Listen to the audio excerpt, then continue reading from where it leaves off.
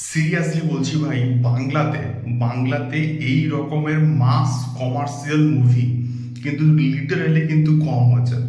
মানে এখানে ধ্রুব ব্যানার্জি যে টাইপের কাজ করে বা যে জনরার কাজগুলো করে, সেই জনরা থেকে বেরিয়ে একটু অন্য রকমভাবে কিন্তু কোথাও গিয়ে এক্সপেরিমেন্ট করেছে এখানে ধ্রুব ব্যানার্জি, এটুকু ক্লিয়ার কাট। দেবদার প্রেজেন্টেশন বলো, দেবদার গ্র্যান্ড এন্ট্রি বলো, এবং ক্লাইম্যাক্সে মারাত্মক লেভেলের একটা চমক বলো, প্রত্যেকটা সেশনস, প্রত্যেকটা জায়গা তোমরা কিন্তু সমানভাবে এনজয় করতে পারবে, এটুকু আমি গ্যারান্টি সহকারে কিন্তু বলতে পারি। মানে দেবদাকে এখানে যেভাবে প্রেজেন্ট করেছে, দেবদাস লুকটা বলো এবং একজন ডাকাতের যে রকমের বডি স্ট্রাকচার হওয়াটা উচিত এবং দেবদা যে খেটেছে সেইটা কোথাও কি ক্লিয়ার কাট কিন্তু হয়ে গেছে।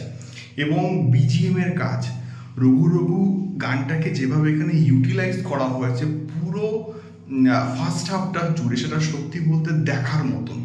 এবং সত্যি বলতে বলছি, এখানে প্রত্যেকটা চরিত্রকে সমানভাবে কিন্তু স্পেস দেওয়া হয়েছে এবং বিজিএম এর কাজ চূড়ান্ত লেভেলের কিন্তু হয়েছে।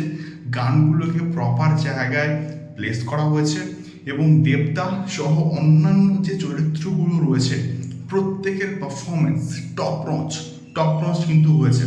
এবং আর বলবো যে এত 2 ঘন্টা 31 মিনিটের বড় ছবি, কিন্তু এটার ফার্স্ট হাফের স্ক্রিন প্লেটা এতটা টাইট, এতটা এনগেজিং, তোমাদেরকে কিন্তু বোর হতে দেবে না। এবং Ahindra Barman as Anirban Bhattacharya top notch, মানে মারাত্মক লেভেলে কিন্তু সেখানে পারফরমেন্স কিন্তু দিয়েছি, এটুকু আমি বলতে পারি। সো তোমাদের কি ফিডব্যাক, তোমরা কারা ফার্স্ট হাফ দেখে ফেলেছো, এবং অবশ্যই কিন্তু কমেন্ট করতে পারো। দেখা হচ্ছে পরবর্তী ভিডিওতে। ফুল মুভি রিভিউ কিন্তু খুব জলদি আসছে, সঙ্গে থাকো। টাটা।